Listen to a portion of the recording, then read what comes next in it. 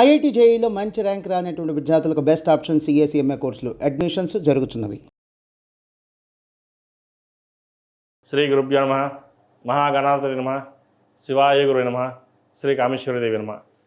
Suman TV ప్రేక్షకులకి శుభోదయ శుభాకాంక్షలు. నేను మీ సోమేశ్వర శర్మ. మేషం నుండి మీనం వరకు ఉన్నటువంటి రాశి ఫలితాలు నా పరిజ్ఞానం సహకరించిన మేరకు ఈ వారం రాశి ఫలితాలను తెలియజేస్తాను. ఈ రాశి ఫలితాలు ఈ నెల 8వ తారీఖు నుండి 14వ తారీఖు వరకు వర్తిస్తాయి. ముందుగా గోచారం.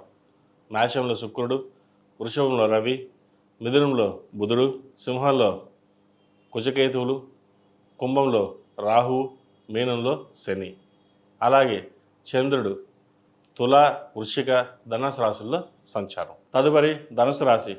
ధనుసు రాశి వారికి ఈ వారం చాలా చక్కగా ఉంది. ప్రభుత్వ ఉద్యోగస్తులకు ట్రాన్స్ఫర్స్ కానీ ప్రమోషన్స్ కానీ ఉండే అవకాశాలు ఉన్నాయి.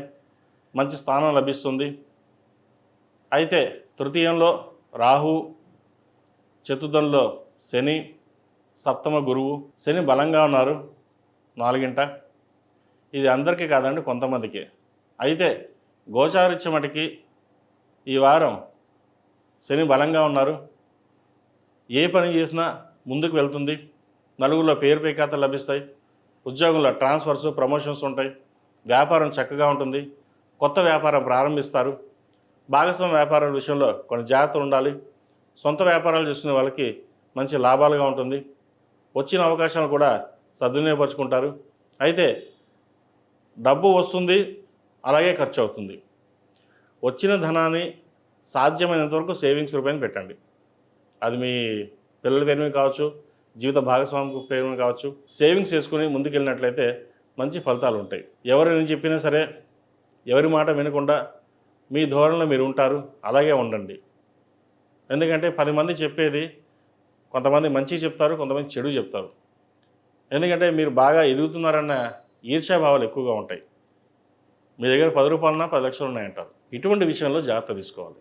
ఎవరు ఎన్ని చెప్పినా వారి మాట వినండి, కానీ ఫైనల్గా డెసిషన్ మటుకు మీదే ఉండాలి. ఈ రాశిలో నిర్మించిన విద్యార్థులకు విద్యా అవకాశాలు చక్కగా కలిసి వస్తాయి. ఆరోగ్యం కుదురుపడుతుంది.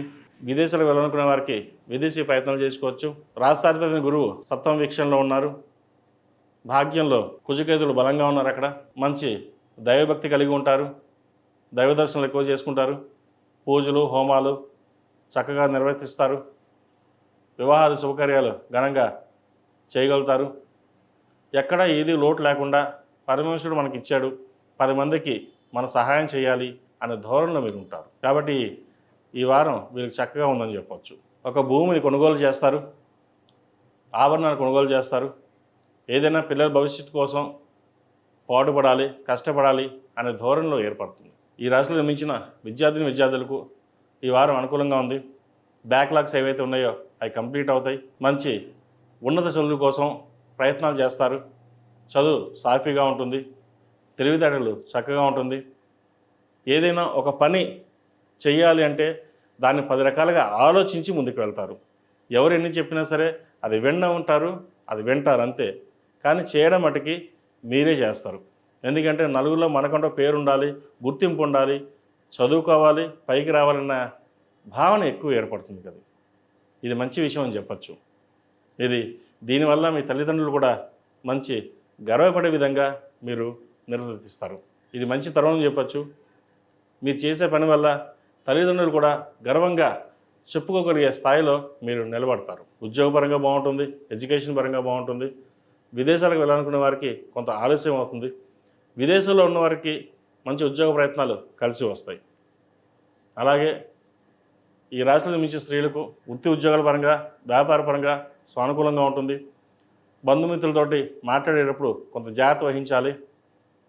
మీరు ఒక మాట మాట్లాడితే వాళ్ళు 10 మాటలు మాట్లాడతారు. వృత్తి ఉద్యోగాల్లో, వ్యాపారంలో మనం చక్కగా ఉన్నా కూడా ఏదైనా సరే బంధుమిత్రులతోటే మీకు విభేదం ఏర్పడుతుంది. ముఖ్యంగా స్త్రీల వల్ల మీకు ఇబ్బంది పడే అవకాశం గోచరిస్తోంది. వాటి విషయంలో జాగ్రత్త వహించండి. అలాగే ఆరోగ్య విషయంలో కూడా చక్కగా ఉంది. ఉన్న ఇబ్బందులు ఏమంటే తొలగిపోతాయి. ఈ రాశిలో నిర్మించిన వారికి కలిసి వచ్చే సంఖ్య 6, కలిసి వచ్చే రంగు ఎల్లో. ఏదైనా పని మీద బయటికి వెళ్ళేటప్పుడు సోమవారం కానీ శుక్రవారం కానీ వెళ్ళండి.